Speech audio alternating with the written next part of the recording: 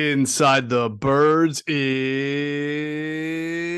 back. What's going on, everybody? Geoff Mosher and Adam Caplan in the middle of the week inside the Birds as the Eagles get ready for their playoff game, their first playoff game this season. It'll be a home game against the NFC East rival New York Giants. Now, I'm very fired up because I like the idea, Adam, of an NFC East rival in a playoff game. And then, as we talked about Monday night on the Fanatic, maybe if things go the right way, it can still be another NFC East game in the championship game if the Cowboys can beat the 49ers. We'll see about that. However, I got to say one thing. We've got a couple of rounds of interviews done this week, some press conferences and things like that, some guys speaking at the podium. And I have a huge concern going into this game now that I did not have before. And it's not even an X's and O's thing. It's like I have to question decision-making, competence, all sorts of things now with Nick Sirianni, the head coach of the Philadelphia Eagles. Okay. If you heard his press conference, he said that they were watching the Vikings-Giants game together as a staff, and he ordered Pizza Hut. And on top of that, he ordered stuffed crust pizza. Now, I do not put myself above any other person, individual, whatever. But I am a person of very high standards for pizza. But even if I had low standards, I got to say, stuffed crust pizza, that shit is for peasants, man. What is his problem? Who eats stuffed crust pizza when they don't have to? He said he missed it or something. That's how you know he's not really from New York. He's from way upstate New York. That's not even real New York, you know. And by the way, I because you can't tell context on Twitter, it's one of the 50,000 reasons I don't respond to questions or anything anymore. It's just ridiculous because you don't know what people are thinking or saying. You try to explain it to them, they can't get it. They curse you out and all that stuff. So there's some great responses to Sirianni's press conference. I think they're serious. I can't tell. They think he's being disrespectful. Now, they didn't say it was the pizza. See, I don't know. So wait. Hold up. Maybe I've missed something. He was being disrespectful for doing what? Just taking it. He was okay. It might have actually been without saying it because he was being too jovial, too loose. Mm-hmm. Like the Giants, the disregarding the way the Giants have played the last quarter of the season, which is the way, by the way, teams looking at the season, not like the public does. Mm-hmm. They try to find something that makes them look bad. Oh, well, they're the last 9 games, they're 3-8-1. Like, it's totally disregarding what's happened over the last 5 weeks with the roster, which is completely turned over. Right. They've changed a lot. But anyway, it's just funny. And I'm like, man, I can't tell. Are they serious? Are they really pissed off at Sirianni? Well, I didn't even pick up on that, and I watched the press. I didn't think he was being cavalier or dismissive. No, not at all. But I think it's a real issue that the man prefers stuffed crust pizza from a chain when you're in South Philly. I mean, listen, I don't play the whole "I'm from New York originally" card here on this podcast a lot because I've lived here for a third of my life. I feel more like a Philadelphian, South Jersey, and whatever you want, Delaware Valley, now than ever. But I grew up with some of the best pizza you'll ever had, whether it's New York or Connecticut. You know Connecticut pizza really well. I know we always talk about Pepe's in New Haven, but you could find a random place in Norwalk, Connecticut that has fantastic pizza. It doesn't even have to be great. But and so while I've struggled in the area that I've lived here to really find a equivalent, there are still some pretty good places down here in the Delaware Valley, whether it's South Philly or even in the suburbs, right? To have to resort and not on that stuff. Who likes? I'm sorry if I'm offending anybody. Like the gimmick pizza. Stuffed crust pizza is garbage. They literally put cheese in the crust to distract you from the point that the rest of the pizza sucks. And he's a grown man. If you're in college, I get it. I ate really bad pizza in college because I was in college. Sorry, yeah, Domino's. Right. Yeah, I had to eat Papa John's, and I was like, oh my God, I can't believe this. But I probably shouldn't be trashing. Yeah, there goes our sponsorship with these guys. I know, right? There goes Papa John. But stuffed crust pizza, man, that's God. But anyway, I digress. Well, here's the craziness of it. Okay, some of the coaches live down south in Delaware or King of Prussia, wherever it is. You could get great, and then you've got Angelo's, which I know. In fact, AJ Brown's got a great picture. From Angelo's Pizza, which is fantastic. You've got such great pizza that I was shocked that he said that. In that it's kind of what you're referring to. Can't you get something better than Pizza Hut? Yeah, I mean, look where support the local not, businesses, yeah, man. You're in Come South on. Philadelphia. Like, come on. Anyway, we digress. I like the place right around the corner, right next to Chickies, Celebrys, I think it's called. I know. I've never back in the day, Harry and Whitey used to, and Harry and Richie Ashburn used to always talk about Celebrys pizza. They would get it delivered to them. Is that the square pizza? No, I think you're thinking of Santucci's. Okay. Yeah, but no, Celebrys is a good spot. There's just so many guys, and stuffed crust. I could go on and on about how horrible stuffed crust pizza is, but you know what? I'm going to digress. Let's do you. On. Everybody does their thing. I kid about Nick Sirianni's decision making, but it is very odd that you're right there in the heart of South Philly, and that's what you go after. Exactly. But nonetheless, we'll get back on track here. Eagles, Giants. Love the fact that it's an NFC East rivalry in the playoffs. We actually had a chance to talk about that a little bit with Nakobe Dean. He joined us courtesy of Sky Motor Cars. So big thanks to Sky Motor for setting that up, and it's on our podcast and Inside the Birds YouTube platform. Now, you asked a great question, and I really think this is what listeners and viewers benefit from watching a show like this. And I don't think people realize, I think people understand college football is $1 billion industry. It's big business. You're now seeing NIL, players getting money. I don't think people realize that there are certain programs, big Power 5 programs, that are so well resourced, whether it's the weight room, whether it's, you're a student athlete and the resources for studying, the diet, the nutrition, the food, everything that is either on par or even better than what you get from an NFL facility. Jason Avant was one of the first to put us onto that he said that the training at the area, the weight room, the strength and training at Michigan is about as superior as it gets and even better than the Eagles is. And Nakobe was just talking about, in general, that and practice, right? At Georgia, they practice in pads every single practice from the first practice of the season to the national championship game. Is that not unreal? Is that not unbelievable? I like to, because I've heard this from players. In fact, Devon's talked about it, how much easier practices are in the NFL than in college. Mm-hmm. But Nakobe Dean is obviously a younger generation. So, and the programs have changed. Alabama has the best facilities, maybe in college football. Georgia's right up there. Mm-hmm. But to hear him say like he's wearing pads every practice all year, what? Yep. Those are, by the way, I mean, I understand they're not as heavy as they were when we were kids, but that they're not wearing a t-shirt and shorts at practice is a big difference from wearing pads and your old uniform. Come on. Sure. So the difference is in the NFL, you have a smaller roster and teams are generally the same. Obviously, there's better rosters than others, but you only got 22 major players, right?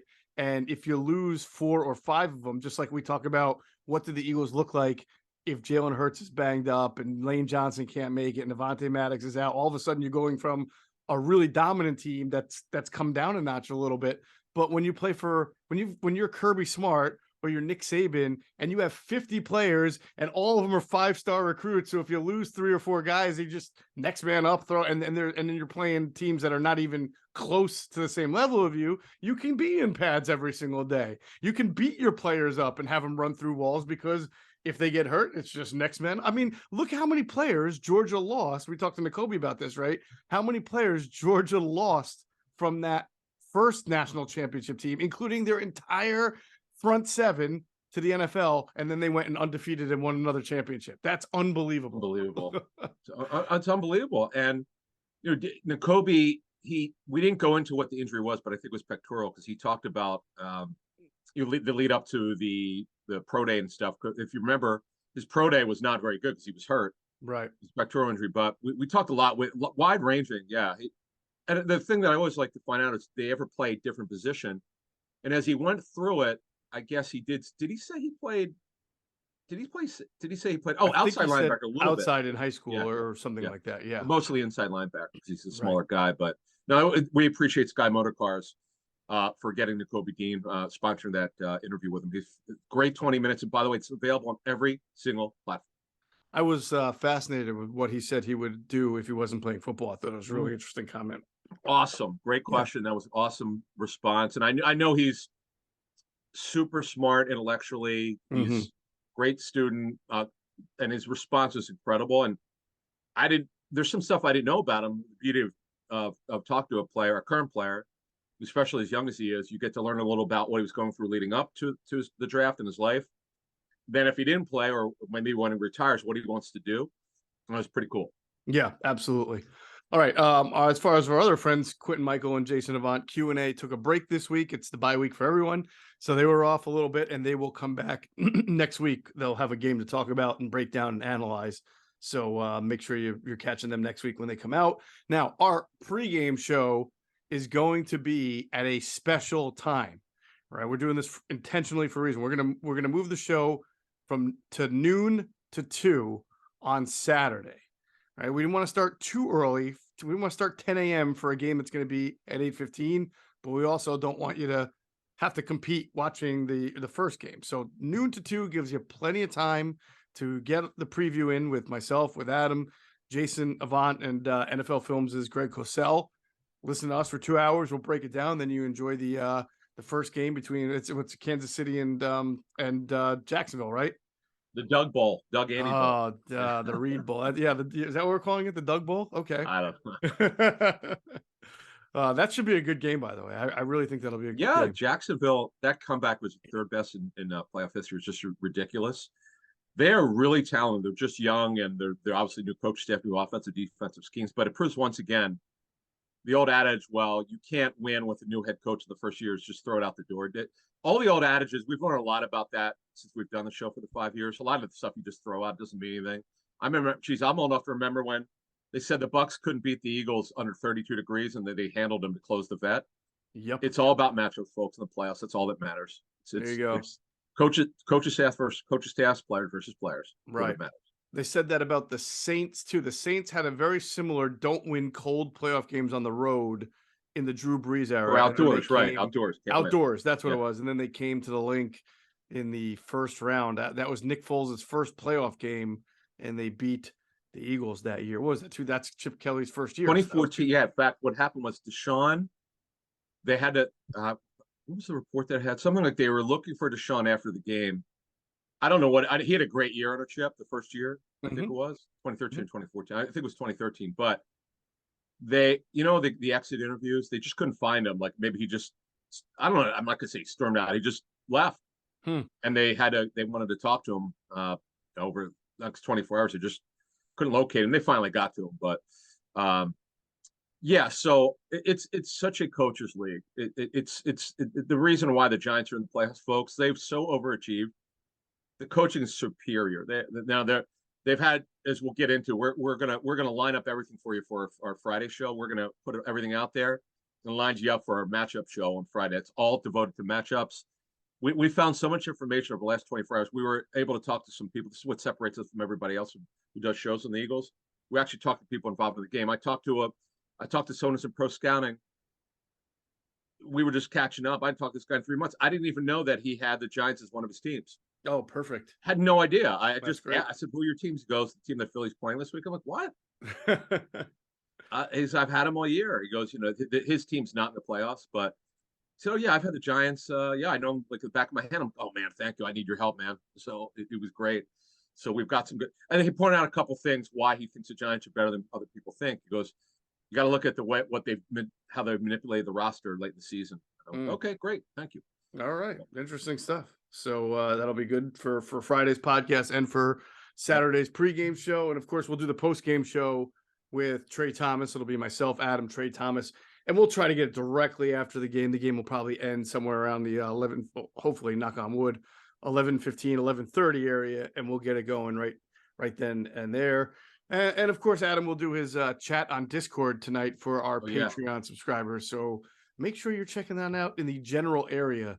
The general category on Discord is where Adam does his Discord chat. It's so easy, by the way. It's so easy. You just type. That's all you do. It's the easiest thing. It's great, and it's not it's not an interview. We go back and forth, and everyone is so smart in this. The fans in there, our subscribers, they they know they're Eagles, man. It's pretty cool. Like they know their football, man. It's I'm pretty kind of blown away about how smart.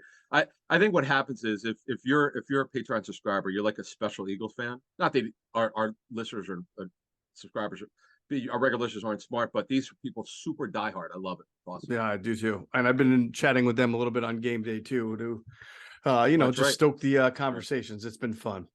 All right, we're going to get into some of the transactions that have taken place. First, we want to take a moment to talk about our friends at Flow Blend. Nate and the great people over at Flow Blend have created CBD pouches that are designed to boost energy, focus, and improve mood, but their main focus is to help people quit nicotine. If you don't believe me, just look at all of the reviews customers have left telling their story on how Flow Blend helped them quit. It's on their website at flowblend.com. It's got a 4.8 rating out of 5 stars, and Flow Blend is offering a 20% off for all listeners who use our promo code Inside the Birds, all one word, Inside the Birds at flowblend.com. All orders over $49.99 include free shipping, and all orders ship within 24 hours. Quitting nicotine is tough.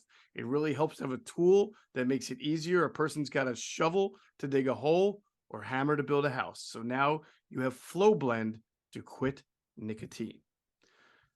All right. The transactions, which is, I don't remember them doing this last year in the middle of being in the playoffs. Maybe they did, and I don't remember it. But the Eagles signed a player to a futures deal, which means, Adam, he can't play. He's not. This is just for next year. He cannot play. So don't even think of anything about, like, don't read into this as, oh, they're both. This is all about 2023 season. Correct.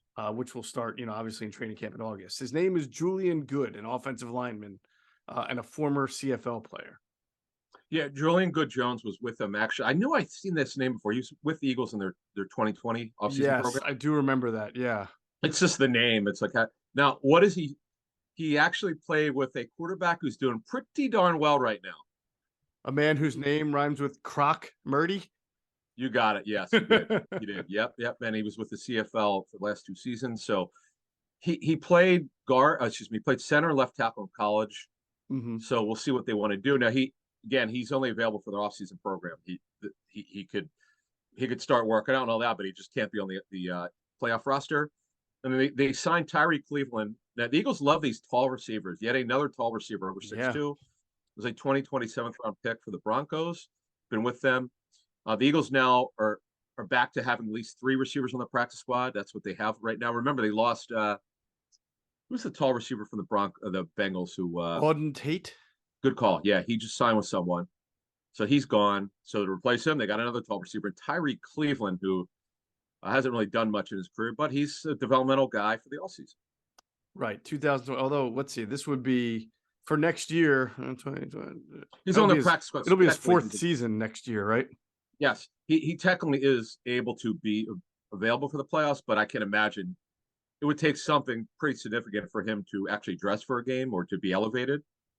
But we'll see what happens. But they don't need any receivers. I mean, they don't play. It's not like they play 10 personnel. They play. Their Eagles are heavy 11, right? And they're knock on wood, they're in good health shape. So this is more for their offseason, right? And just to be clear for the listeners again, Julian Good-Jones, offensive lineman, is a futures deal. He cannot play this year at all. He is for next year. Tyree Cleveland signed to the practice squad, so I suppose there's an emergency situation where he could be elevated and play, but that is not the point. The question I would have, is Julian Good-Jones allowed to be with the team right now? Not in practice, but can he be in meetings? Can he even be at the facility if this is I know this. He cannot practice. Mm-hmm. He can. He's part of the organization. Yes, I do believe he could be in meetings. We'll double check this. Okay, yeah. I just know he cannot practice. He's not part of the 53-man roster or the practice squad. He's available for the off-season program in terms of being with the team. Once there's literally one, if the Eagles lose this week, he would. I think he counts as the 90-man roster once you get to the off-season. Got it. Well, I know that I know, but I do believe once they're out. Now, if they win this, if they make it to the Super Bowl, once that game's over on that Monday, which is, by the way, when the waivers start for the offseason. In fact, the Derek Carr contract becomes fully guaranteed the third day after the Super Bowl on that Wednesday. 32.5 million. So they're gonna have to move him pretty quickly. Yeah, of course, right. That's interesting. We'll see what happens. That's an interesting situation. Yep. All right. So as far as the Giants-Eagles game, the Eagles are currently a 7.5-point favorite. I think that's pretty fair. I think that's right. 48.5 is the total. So it's a little bit higher than some of their over-unders were at the end of the year. I think that's because the Giants, more so because the Giants are actually scoring a bit more points, had 31 against the Vikings. It did move a little bit because it started at 7. So it went up to 7.5. No doubt, the news of Jalen Hurts practicing in full might have influenced that a little bit. 5 out of the 6 wild card. We mentioned this on Monday night on our Fanatic show that the wild card round games went over. Way over. Way over. Yeah. Yeah. In fact, and then except for the Dallas Tampa Bay game. And if Brett Maher would have just made one extra point, it would have gone over. Not that I'm betting or anything, but I look at that stuff because, man, the lines makers do such a phenomenal job. It's rare that they get one that they're really off, but it's kind of an uncharted territory because you don't know how they're going to do it. But what the one takeaway from what I've heard from teams who have been doing tape study of the wildcard games, so many teams crushed zone defenses underneath. They found voids like crazy. It did a lot. Tight ends got involved. You saw what Hawkinson did. They were taking what the defense gave instead of trying to get all these shot plays, which were not working this season. A lot of underneath and intermediate area like crazy, and the defense simply just didn't adjust well enough. That means a lot of pass rushes weren't doing their job because usually when you play that much coverage and zone, you're hoping that your 4-man rush disrupts the quarterback. So either the quarterbacks were just playing lights out, or the pass rush wasn't doing its job. It's usually a combination of both there. There was something else. You talked about Brett Maher. How do you miss 4 extra points? Well, I didn't quite. There was a great story, but I only saw the headline, and I'm dying to read it because a lot of people commented how great of a story was. So something happened. To be clear, the ball was fine. Like they had apparently the ball. Something happened with they had. Let's say there was a certain amount of footballs available. Apparently, like something happened to a bunch of them. But I didn't read the story. I didn't have time. But apparently, it had nothing to do with the way that he kicked. He kept pushing it. He had something wrong technically. He's actually had a very good year. Yeah, that's what's shocking. Yeah, he had a shot. But it's insane. Can you imagine if you took the over and you're like, you probably hate him. Obviously, you're cursing the guy out. But if you had him for fantasy too, to miss 4 extra points, and they absolutely handled Tampa. Remember you and I did the show, and I said I have a slight lean towards Dallas. I wound up being 3-2. Last year I went 6-0 versus a number in the wild card round. This year I went 3-2. I abstained from the Baltimore game because I wasn't sure when I picked the game who the quarterback was going to be. Right, but I picked the damn Chargers. Believe that. Well, you were right for about 3 quarters. I know, come on, man. And Bills choked. If you're the Cowboys, you have to. I wonder if you got to consider maybe signing a kicker to your practice squad just in case, like it's in his head now, because that was ugly, man. Yeah, that was really ugly. And you got the Super Bowl on the line. Well, I mean, 4 in a row. Then he made one or two. Divisional round first, but yeah, that's kind of crazy. So, Tropical Storm Caplan, give us an update on this Eagles Giants game. Good news. High 20s, low 30s, low wind. It may be windy during the day, which absolutely means nothing. You could throw in teens, single digits. As long as there's no wind or low wind, you can throw. Josh Allen's the epitome of that. The first the Buffalo Miami matchup, not this one, the one before where it snowed all day, cleared up. It was cold at night, a little windy. It didn't matter. Tua put up numbers in that game. So did it doesn't matter as long as there's very low wind, you're good to go. In high 20s, low 30s, so we're good. Yeah, it's obviously bring your coats, folks. You're going to the game, and I know a lot of people are going to be. A lot of friends of mine are going to be tailgating. There's nothing better than when it's crazy. I like actually when I was a season ticket holder in the 90s. I loved it when it was bad weather tailgating. I don't know something about it. And no, you know why? Because I loved football weather.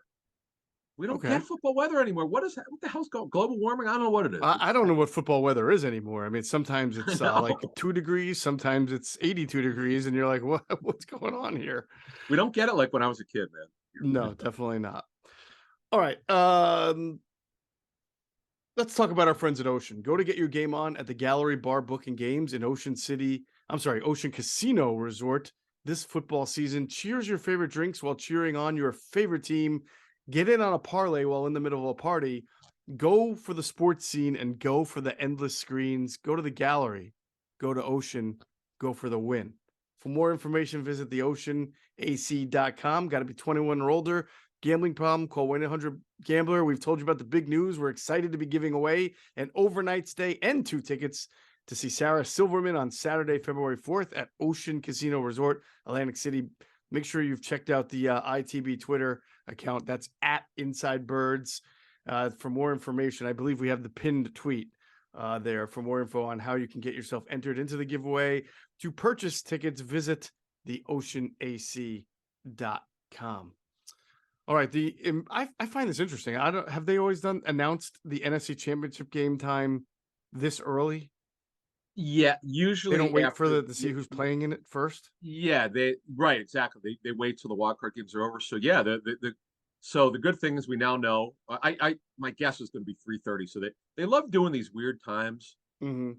Like the NBA will do 8:07.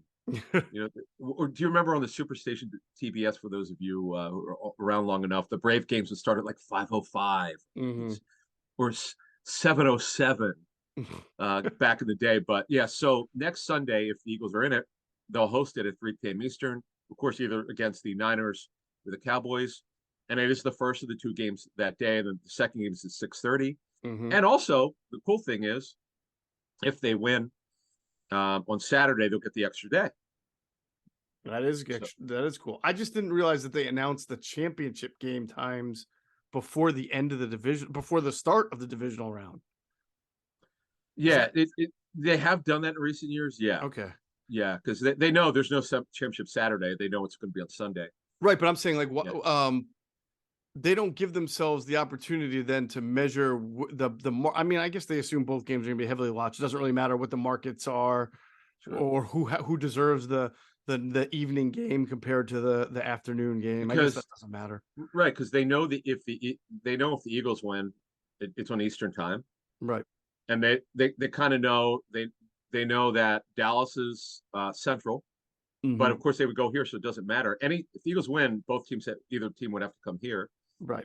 And if the Niners, it would be the Niners, obviously, that would be on West Coast time. So anyway, the bottom line is, if the Eagles win, it'll be here next Sunday. There you go. Now, the Eagles have dominated the Giants as of recently. Well, everybody pretty much has dominated the Giants over the last 5 years up until this year. They were one of the losingest franchises in the NFL for the past 5 years going into this season. But the Eagles have won 3 in a row against the Giants. We all remember last year's ugly game against them at MetLife Stadium, and 24 out of their last 30. Now, I'm no mathematician. Going back to 08. Going back to 2008. I'm no mathematician here, Adam. Oh, wait. That's a high percentage, right? I mean, 24 out of 30. Now, I've learned my lesson to be careful with stuff like that, but I wanted to point it out because how many of those players are left over? But if the roster's generally the same, the coaches are the same, then it does sure as hell matters. But the thing is, as you set it up, the ineptitude of the Giants, they really ruined it by the bad coaching, firing so many staffs. John Mara went on the record and said this. I guess when he hired Daboll, he said, and they were talking about Daniel Jones staying as their quarterback this year. He's like, we've screwed this one. We've screwed with him so many times by firing all these coaches. When Alex Smith had so many different coordinators, no wonder he struggled for a while. So keep this. Try to keep the same coaches. And by the way, the Giants have not won here since 10/27/2013. Say that again. 10/27. When? 2013. 2013. That's a long time. That is a long time longer than for a division rival not to have won in the other division rivals' place. They've been terrible since they fired Coughlin. Remember how bad they were? Yeah, but that's 9 seasons and counting.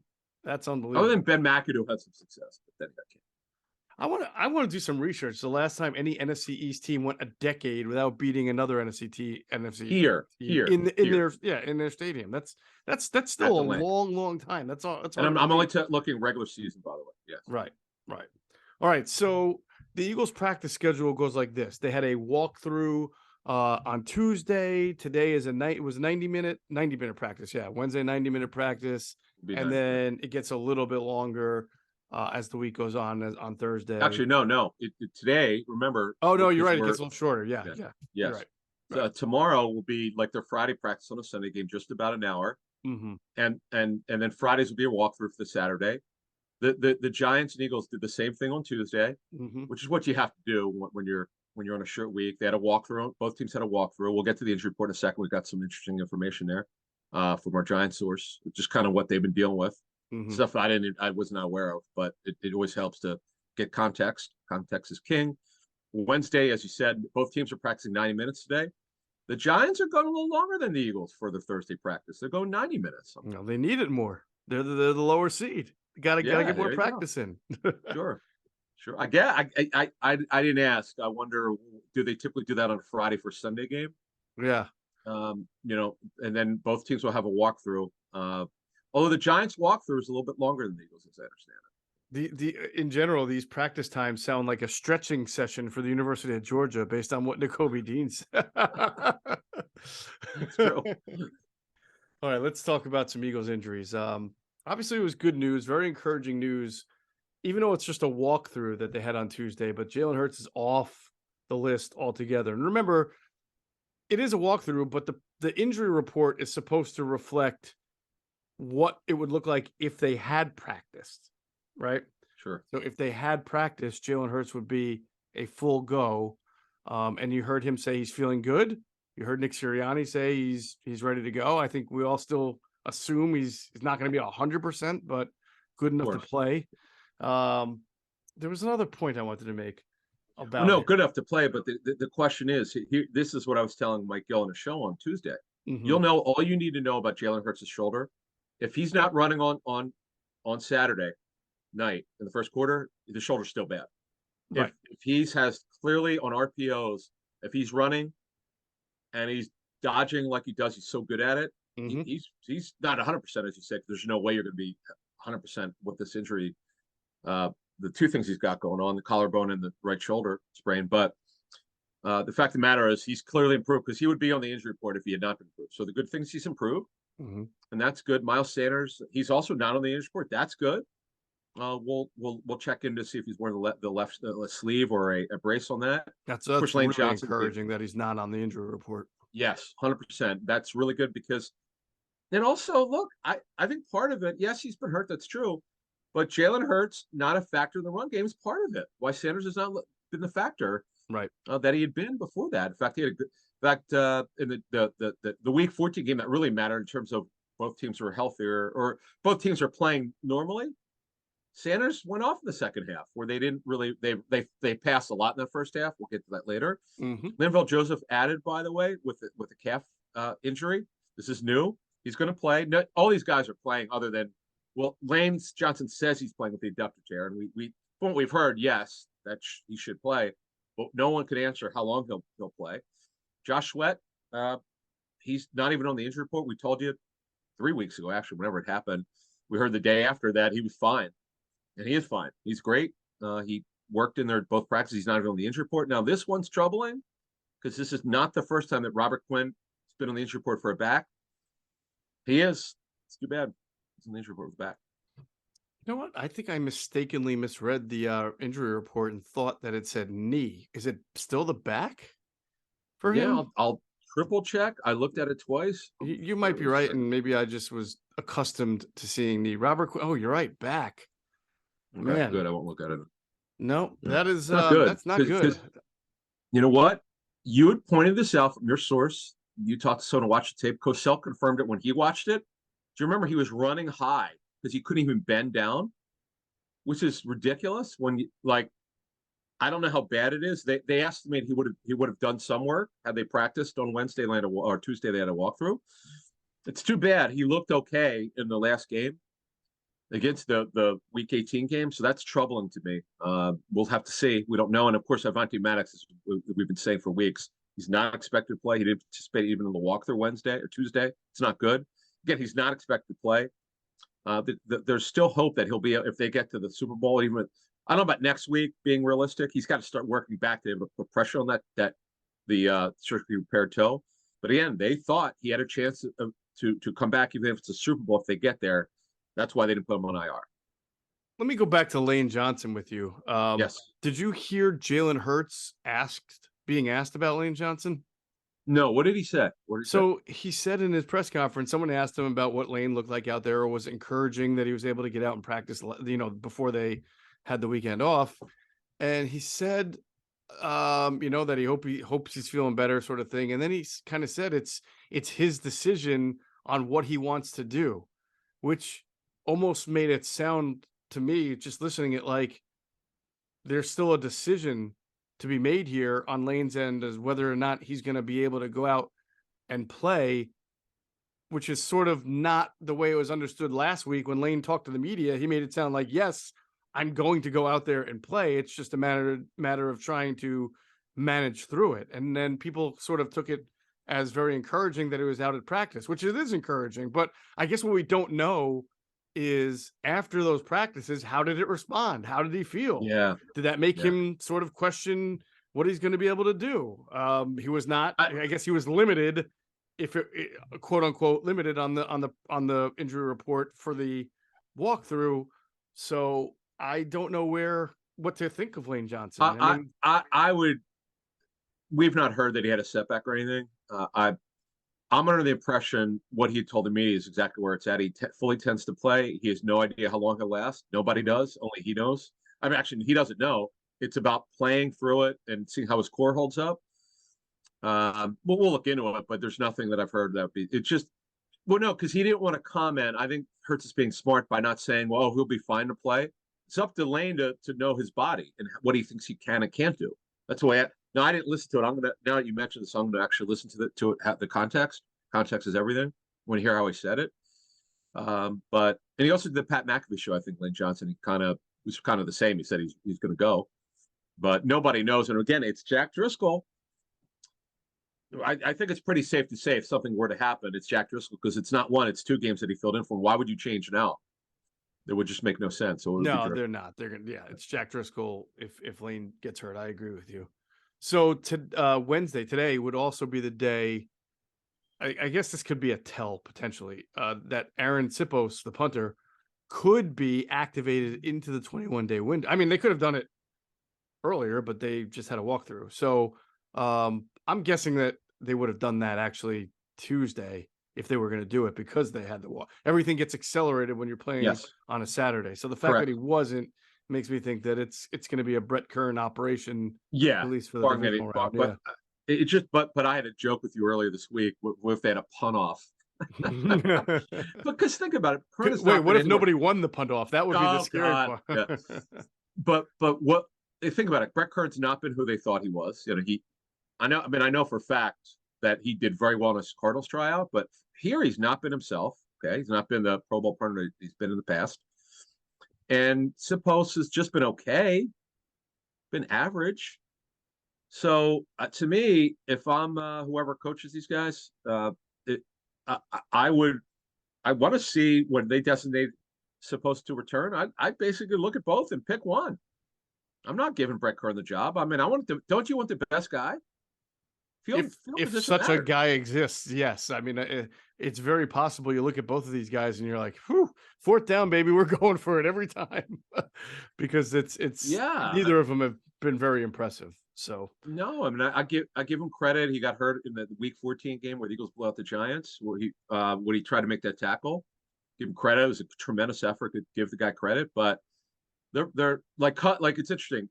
Elliott's been great. They did a great job with him. Tyler Brown, Randy Brown's son, who's Randy's with the Ravens. Randy first worked for Harbaugh when Harbaugh's the special teams coach. His son Tyler's done a phenomenal job with getting Elliott back, and Sipos is okay. But to me, You got to be better in that area. Nobody wants to just be average. You want to be the best. The Eagles have maybe the best roster in the National Football League, but no one ever accepts mediocrity. And they got to be better with the punt game. And Elliott's been great, and Covey's improved. Like they're really, I give these coaches credit. They're getting these guys to improve. It's not easy to do it in season, but the one area is, and how about Boston Scott, who had a 66-yard return against the Giants in the Week 14 matchup? But the one area that got to be better is with punt. That's true. You just hope that special teams does not wind up being an Achilles heel for this team in the playoffs. I mean, that's a hard listen, no loss is going to be good for Eagles fans, but if you have a bad day offensively, you have a bad day defensively, the other team has your number. But man, if you lose a game because you fumble a punt or you shank a punt or you don't handle a kickoff the right way, an onside kick gets converted on you, something like that, it's just ugly, man. Go ask the Green Bay Packers. They've had that happen to him about 4 or 5 times during the Aaron Rodgers era. And then they got this kid Keyshawn Nixon, has been unbelievable as a returner. Yeah, they fired the old special teams coach because they were so bad, as you were alluding to. No, you're not that anyone can be perfect, but your goal is perfection, to have the best roster you could possibly have. And they got to get whoever it could be, whether it's going to be Kern. Let's say they win this week in the championship game. But that's it. That's our special teams discussion. All right. Mojo, our friends Mojo, they're building the sports stock market where you can invest in your favorite players. You invest in what you know, right? You watch all this football 24/7, 365. You know football like the back of your hand. So turn that sports knowledge into real money with Mojo, the sports stock market. It's all about real stats and real value. Shares entitle you to a guaranteed payout based on career-ending stats. That's right. You're in it for the long haul here. It's no off days, no off season. It's not fantasy football where it just starts and ends, and then you got to wait 5 months before it to start again, right? The share prices rise and fall in real time based on career-long projections. You can cash out anytime. You can build a portfolio and buy and sell on your terms every play, every game, every season. All right, here's how it works. The app currently offers the NFL with over 300 skill position players, quarterbacks, running backs, wide receivers, and tight ends. Mojo is available in New Jersey on iOS, and just by downloading the app, you get a chance to win up to $10,000 in free shares of player stock. You just got to click the link in the description box of this podcast or video. You got to be 21 or older and physically located in New Jersey to trade on Mojo. However, if you don't live in New Jersey, don't worry. Mojo is going to be coming to your state, your town, your area sometime in the future. So you can download it now and start seeing how the prices rise and fall. You get a good idea of what the market is like so that when it does come to you, you're all set and ready to go. If you got a gambling problem, help's available at 1-800-GAMBLER. All right, Adam, we keep talking about this guy, but at some point, you can't ignore it. Quarterbacks, obviously, by the nature of the position, can guarantee you the biggest payout if they wind up being great quarterbacks, right? Brock Purdy, man. Oh, this is ridiculous. So just for perspective, if you wanted to buy into Dak Prescott right now, who's an established good quarterback, or even a guy better than that, you're talking about $60 to $80 a share. Brock Purdy can be had at $8.15 a share. Yeah, well, yeah, it goes up every week. I'm surprised it's something. Okay. I know you would think it's bigger, but remember, he's a third. This is all about career-long projection. Oh, yeah, right. It's not maybe this is Mojo's way of saying he's still going to have to be the guy next year and the year after. But as we're saying here, I mean, he's going to camp next year as the number one quarterback. Oh, 100%. To beat him out. Yeah. Well, although I think if I'm Trey Lance's agent, if somehow by a miracle the Niners win the Super Bowl with Brock Purdy, under your scenario, obviously he goes in the offseason as their starter. Well, that means Jimmy G's not coming back. They'll want to start somewhere else. And if I'm Trey Lance's agent, I want out. I mean, it is what it is. It's like Jordan Love, by the way. The Packers have to make a decision. Well, it's really Aaron Rodgers' decision. Right. But Jordan Love, I mean, you saw what he did against the Eagles. I get it was off the bench. He couldn't prepare for him. I understand that. But he's pretty gifted. Yeah. But Brock Purdy, this story is it's probably certainly in our 5 years of doing the show, Geno Smith and Brock Purdy, the two, at least quarterback, the most unlikely stories. I mean, you got to be kidding me with Geno Smith, and Brock Purdy is even more ridiculous. He was fourth string to start training camp. Come on. Amazing. By the way, Dak himself up 14% after that. Played great against the Bucs. He really did, man. He did. was dialed in. He did. All right. Well, interesting stuff there. All right. Let's talk real quick about some Giants injuries now. Oh yeah, we have to mention some of the stuff because I was not aware. My source gave me some great stuff, which good. I was not even aware of some of these players, a couple of them. But we're going to give you some Giant. I know we get a lot of Giant fans listening. So, number one, they have 5 players who suffered torn ACLs in training camp or early in the season. It's ridiculous. Sterling Shepard, who you saw go to the camera for Fox, showed him shaking his teammates' hands and coaching him up a little bit. Wan'Dale Robinson, their second rounder out of Kentucky, tore his ACL. He replaced Shepard as their slot, and then after the season started towards ACL. Colin Johnson, you might remember last year, he's a big receiver out of Texas. He was a 5th rounder for I know he's with the Jaguars. He was a 5th rounder for somebody out of Texas. It might have been. I know he used to be with the Jaguars. Anyway, he tore his Achilles early in the season. Shane Lemieux, who didn't play against the Eagles, he re-injured his toe. He's done. Josh Azuda, who they love, he has a neck injury. He was on the 53-man roster against the Eagles in Week 14. He didn't play. Now this kid, Marcus McKeithen, was a 5th rounder. He tore his ACL. He got off to a great start. I know it's crazy. What would Trey Thomas say, Adam Caplan? Wear the brace. Okay, 5th rounder, rookie. Okay, tore his ACL. Nick Williams, who they signed, he was going to start at D tackle, journeyman D tackle, Bears, Lions. But he's been around for a long time. Now, this kid that I'm about to tell you was apparently the star training camp. Darian Beavers, who I think was a 6th rounder out of Cincinnati. He was going to start at inside linebacker. He tore his ACL. But I'm not done. Aaron Robinson, starting corner. He, too, tore his ACL per The Athletic. 1, 2, 5. 3. That's 5. Yeah. 5 ACLs? And my Giants source said that Beavers is incredible. It may be 3rd week of August. I don't know if it was in a game or training camp. I just know it's during the training camp period. And they felt so good about their draft class. McKeithen, Azudu, Beavers, and Aaron Robinson was what was he drafted last year? I forget. Yeah, he was drafted last year. Yeah. So it's just a shame. I mean, that's for people who don't think the Giants are any good and they shouldn't get the playoffs. You're entitled to your opinion. Well, what they've had to overcome by superior coaching. And then a bunch of injured players did come back. Ironically, after the Eagles game, it's kind of weird. Like going forward, that's why people are saying, "Oh, if you look at their last 9 games, they're only 4-8, whatever the hell the record is, 3-8, whatever the heck." You're not really looking at you got to get better context. Teams do not look at. They're not looking to find like a narrative. Okay, let's find 9 games where they're not very good, 3-5-1. No, they only look at teams in quadrants and quarters. Mm-hmm. The last quarter of the season, I talked to so many people this week who have graded the Giants. They're like a different team since that Eagles game. The Eagles embarrassed them. They took them to the woodshed. So after that, who came back? Well, let's talk about. I want to add some more injury stuff here. Here's who came back. Okay, Leonard Williams did not play against the Eagles in the Week 14 game. Okay, Dory Jackson didn't play with his MCL sprain. He played his ass off against. He shut down Justin Jefferson. Xavier McKinney, who broke his fingers in the ATV accident. Context matters, folks. Why do you think they're playing much better? Because these guys came back. Right. And like you said, not one of those 3 guys, all on defense, played against the Eagles in that first game.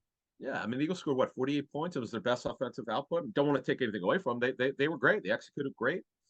Also, hey, Eagles also did have Dallas Goedert or C.J. Gardner-Johnson in that game, and Maddox did play in that game. But so you got to know this stuff when you're trying to. We're going to talk more about this Friday when we actually break the game down from all the information we have. But I just wanted to put that out there because I think people are not giving the Giants credit. We call everything down the middle. We don't cheerlead for anybody, but we have information what you think is if you really want to analyze this game correctly. Now, let's get to the Giants' injuries. Isaiah Hodgins actually got hurt, I believe, in their walkthrough last week, so they had to add him to the injury report. He played great. Yeah, he got hurt in a walkthrough. He got added. Well, what happened is they added him on Saturday to their injury report the day before the game, for the Sunday game. And he was fine. You saw him. He played great. Yeah. He played great. He had over 100 yards on a touchdown. So he's still in the injury report, by the way. I'm surprised he didn't tear an ACL in the walkthrough the way things have gone for them this year. the bad luck they've had. It's terrible. So Leonard Williams, here's the good news: he's no longer on the injury report with that neck injury, which he's had for like 2 months, and he was very open about it, talking about how he was sore and he had some pain. He's interviewed with the Giants reporters a couple weeks ago and talking about, but thankfully he's off the injury report. Landon Collins, who's now playing inside linebacker for them, it's funny. The Commandos tried this with him. He balked. One of the many reasons why they cut him is also he wasn't playing very well, making too much money. And then, man, this Azeez Ojulari, he can't get out of his own way. He's only played 8 games, including the playoff game. No injury, quadriceps, which had him taken out of the game. He didn't come back. They think, from what I understand, they think he's going to be able to play. But this guy can't get out of his own way with the calf. He's had like 3 injuries this season. Fabian Moreau, talk about a journeyman quarterback out of UCLA. I remember when he came out. This guy, he's tall and he could run, but he's not great with technique. That's why he keeps bouncing around. He's got a hip injury. They think he'll play. Dory Jackson is off the injury report with the MCL. He's now on it with a back injury. They think he'll play. And Jason Pinnock, who was carted off, he's fine. He took his usual reps in the walkthrough. It's an abdomen injury, but he's good to go. And Julian Love is added with a hamstring. They think he'll be able to play. But they're in much better physical shape than they were against the Eagles. It's like, and we're going to talk more about this from intel and tape. I'll give you one early note. We talked about this Monday. We were correct. They're playing way more zone defense. I think what happened. What my friend who does pro personnel said, he's pretty certain part of it's because of what the Eagles did to them. Hurts crushed them against the blitz. They played heavy man coverage. They crushed them against it. I think Wink probably said, okay, now we're done with this. This is the best team in the NFC, and look what they did to us. And we got to play them again. And they still play some man, but their zone coverages went way up. And this guy said he, in his opinion, without knowing the Giants, he said he just thinks that part of it is based on his tape study of grading them because he had to. He goes, he's not seeing them play this more zone coverage. He's like, clearly the Philly game had something to do with it because it's gone up like almost every week. In this game, it went up a lot against the Vikings last week. I would also wonder if, the mentality that I could see Wink having is that when you've got so many injuries in your back end, you have to help protect them by blitzing. You're trying to make the quarterback hurried and rushed and hope to take advantage of that.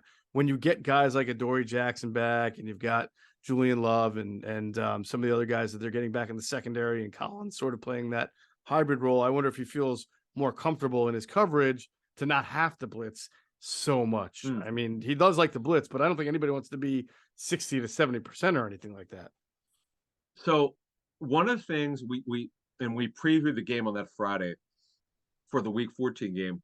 We said number 44 Nick McLeod is going to have a bullseye on his back. The Eagles will go after him. They got him badly. So things are so much better for them on the back end, as you set it up very well. His snaps are cut. Like he's still playing a decent amount, like maybe 50% snaps, but he's not playing as much anymore because they're much healthier. And Dory Jackson, I didn't know how much he played. He's been out for 6 weeks with a grade 2. I think it was a grade 2 plus MCL. He was, he's one of the fastest corners in the league. He's not real tall. He's like 5'9", maybe 5'10". He was balling, and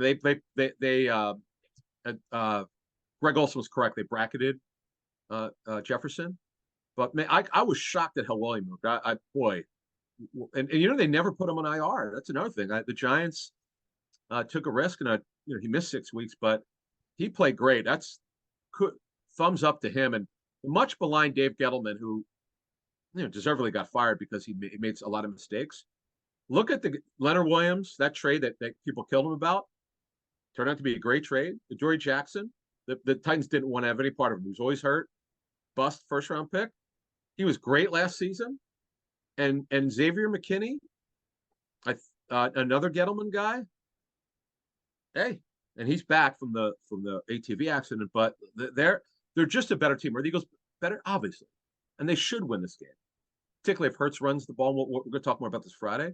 But to toss out the fact that the Giants are a better team since Week 14, folks, you're not watching this team. You clearly don't understand the Giants. They're way better than their record would indicate. Yeah, you got to have updated information. I think that people keep pointing out, over the last 9 games, they're 3-5-1. Well, what are you watching? Did you watch the last 4 games, 5 games? Come on.